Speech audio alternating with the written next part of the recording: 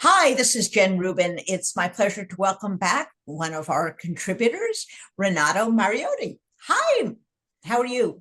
I'm doing well, Jen. Wish we were talking in better circumstances. There's always very troubling things going on lately. There is. And one of the most troubling was the dismissal of five federal criminal counts against Eric Adams, the mayor of New York City, including bribery, including other serious areas in the general realm of public corruption, which is what it's referred to. What happened to that case?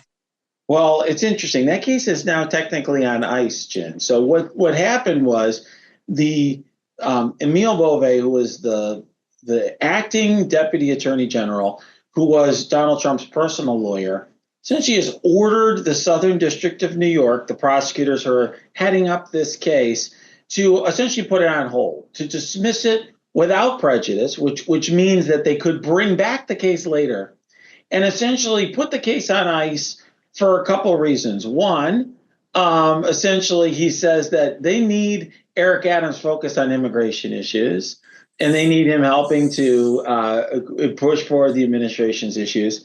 And then, while he says, I have not looked at the evidence in the case, and I'm sure I'm not calling to question your integrity because there's not no question about that. But this also kind of goes to Trump's views on weaponization because Eric Adams was critical of the Biden administration.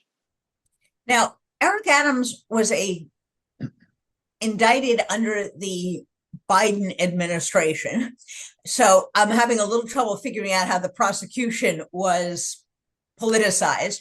But be that as it may, is it peculiar to dismiss a case while touting the fact that you didn't even look at the evidence, that this isn't a matter of, guilt or innocence, but we wanted to do something else? What kind of excuse is that? Yeah, well, just as a starting point, Jen, it's very odd to dismiss a case after you've indicted it, period. I represent clients all across the country, and I used to be a federal prosecutor, and it's a rare circumstance where the United States Department of Justice decides they have the evidence to indict, and then, we've changed our mind before trial, we're going to dismiss out the indictment. And it's particularly, unusual where you have a high profile defendant. And this is a case where the office, the Southern District of New York, staked their credibility and put it out there. And, this was the case they were going all in to convict the mayor after other high profile public corruption cases that they've had. And so it's very unusual. But I've never, in my experience, had a circumstance that I have ever seen where the feds will bring an indictment, dismiss it, and say, well, we're going to leave it out there as a potential to come back. It's very unusual. I mean, and certainly, I've also never heard the Fed say, well, we're doing this without regard to the evidence. Typically, if there's a dismissal, it would be because the evidence isn't what you thought it was. Right. Because a witness went south or a witness died or there's been some significant change in circumstances. Why did they do it this way? Do you have any theories as to why they were, on one hand, candid, but left it without prejudice? So it really is hanging over Eric Adams' head. Well, just if you look at between the four corners of this letter itself, Jen, one thing that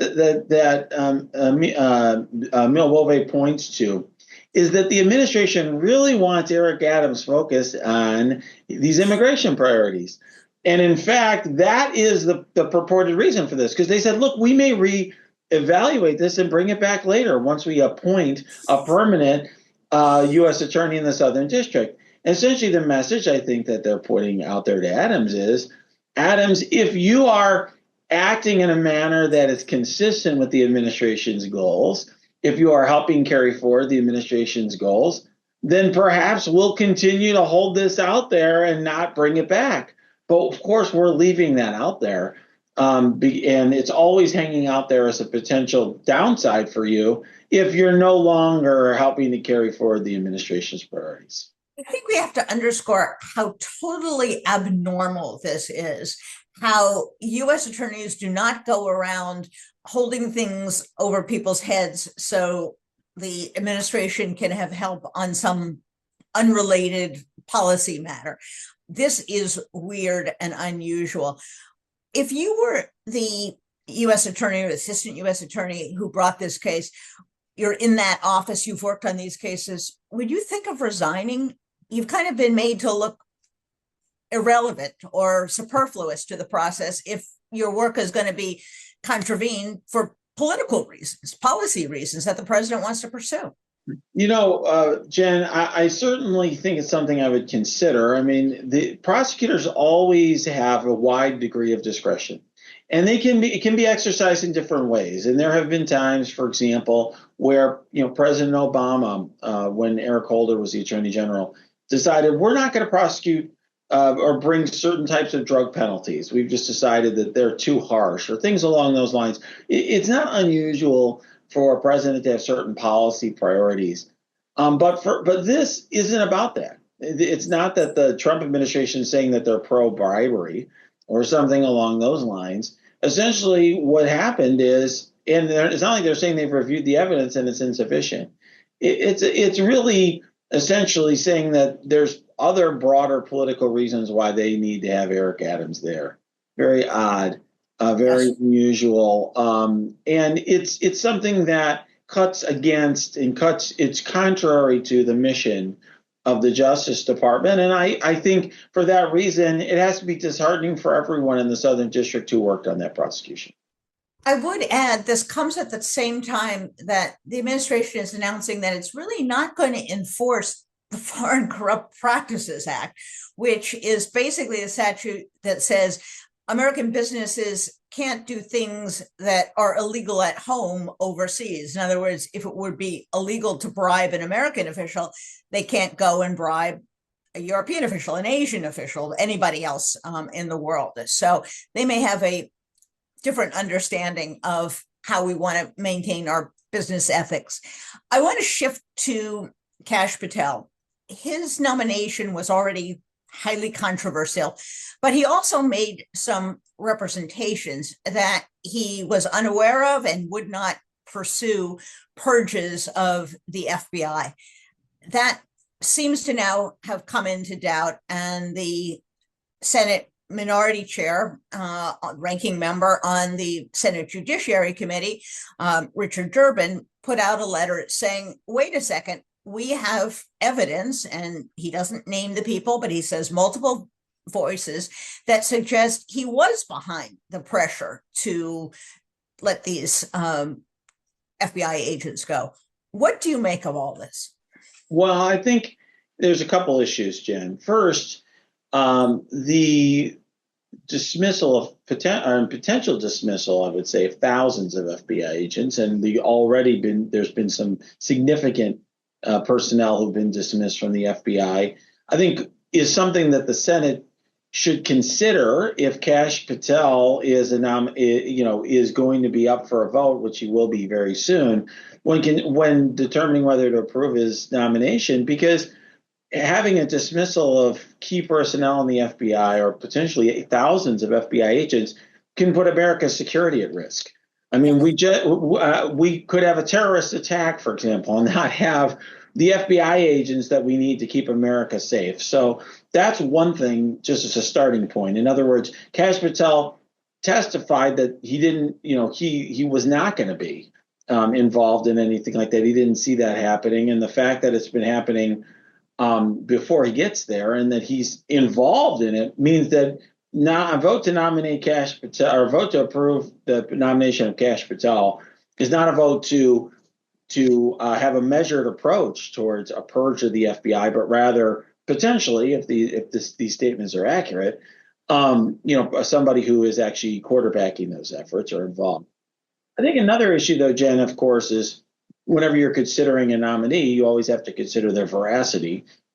And as I indicated a moment ago, Mr. Patel had indicated to the committee and testified that he was not involved in anything of that sort, and he did not have any intention of engaging in any sort of reprisals against agents who were involved in January 6th investigations and so on.